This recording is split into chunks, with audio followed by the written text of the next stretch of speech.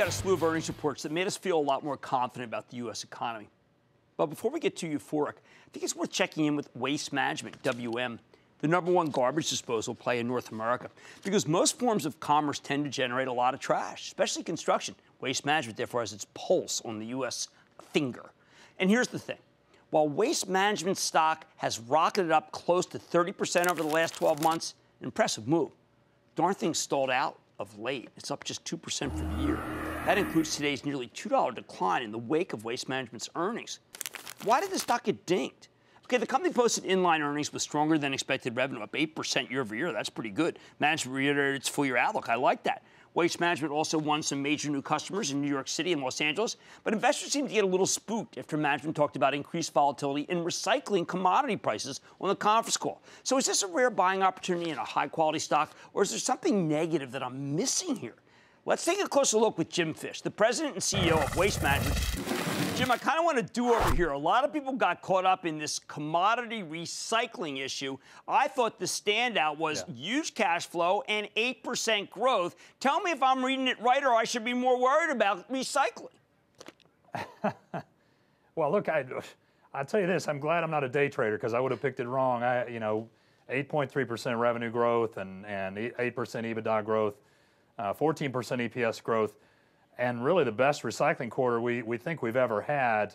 Hard to say why it was down, but that's why I'm not a day trader. No, I just want people to understand, you do collect newspapers, and what you said on the conference call was the Chinese have been buying newspapers, and then suddenly they stopped, so the price of what you get for recycling has dropped dramatically.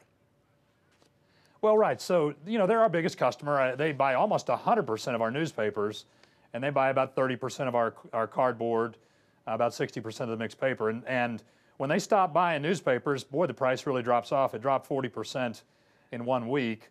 But we're still feeling pretty optimistic about recycling right now, very optimistic. We just didn't want to raise guidance with something that doesn't have great visibility to it. All right, fair enough. Now let's talk about something that does have great visibility. If the president gets a corporate tax rate of 15%, what does that do to Waste Management's earnings? So we've looked at it as we've done a little sensitivity on it. We think 15 to 20% could be realistic.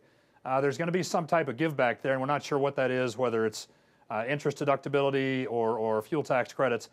But we think between 15 and 20%, it's somewhere between $225 million down to $150 million benefit for us. So we're all for it. And now you could do a number of things. You can make small tuck-in acquisitions, which you've done that have been fabulously successful. You've got a great dividend, a buyback, or you could actually, buy more trucks, right? Buy more capital equipment. It's any one of that menu, right? Well, that's right. We're buying probably 150 more trucks this year than last year, so we're certainly investing back in the business.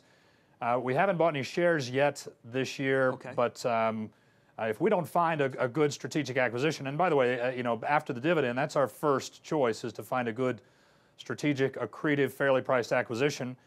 We think there's one or two out there, and we're looking at them. But if we don't find those, then we'll look at whether we put money on the balance sheet or buy more trucks, or ultimately buy shares back. All right, let's talk about the trucks. You've got to be one of the largest users of natural gas. And I just want to tell people how that's working, because I think it's a considerable savings, and it's also one of your technology initiatives.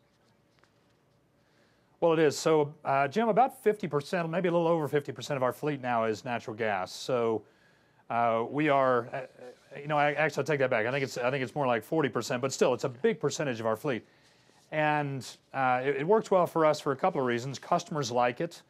It obviously is a fuel savings for us versus diesel, and there's a maintenance savings. The natural gas trucks are less expensive to maintain, and they're lighter as well, so the payload is a little bit higher. Do you think that can ever be, because of our great abundance in natural gas, more than just what Waste Management is doing? Because I don't like stinky trucks down the highway, and you don't either, and it seems like that you figured out a way to make it so they work perfectly. I think you're seeing some, quite a few companies move to natural gas. We're probably ahead of most with that 40% of our fleet, and that continues to grow every year. But I think you'll see other industries, and you already are, moving to natural gas. I think the question is, you know, can you get the infrastructure built out to accommodate it? Now, you talked a lot about about commercial, and you talked a lot about people asked you about oil and gas, which I didn't realize how big, really, how important that is. But it's making a comeback for you guys, right? It is. It still is a small piece of our business overall. It had been as big as about $250 million in revenue. It's been down as low as $100 million in revenue, but March was the first month where we actually saw a year-over-year pickup in 2 years. So we're pleased with that, and we could get to a year-over-year pickup on a quarterly basis by Q2. Well, I didn't that, and I also didn't realize how important hazardous waste is to you. I mean, these are just businesses we haven't talked about, but it's obvious that these are things that I mean, not a lot of companies can handle hazardous waste, right?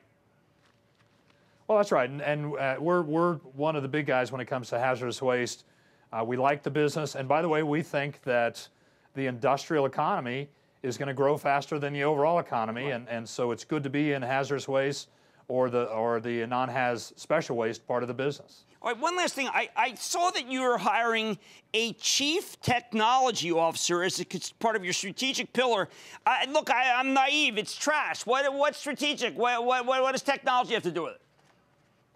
Well, so look, technology is important in every business today, but I'll give you an example here, Jim. You know, we're starting to use big data, and when you think about predictive maintenance, a lot of companies have talked about it, but if you have a truck that's going down the road that blows a hydraulic hose, it sits on the side of the road, you're paying the driver overtime, you've got a customer service interruption, you probably have to pay to tow it back into the shop. And so being able to use technology, use big data to predict in advance when that hose might go and replace it proactively is very important to us. It's a cost saver, and maybe more importantly, it's great for our customer. Well, I always learn a lot every time I speak to you, and I know that the discount seems to be, well, let's just call it an opportunity. That's Jim Fish, President and CEO of Waste Management. Good to see you, sir. Thank you so much. You bet. Thanks, Jim. Recycling is not the key driver here. It's the 8+% revenue growth. I like Waste Management. Jim Fish, President and CEO of Waste Management. Stick with Cramer. Booyah! Jim Cramer here from Mad Money. Thanks for watching CNBC on YouTube. Click here to subscribe and get the jump on my exclusives with CEOs, plus market news, investing advice, and a whole lot more.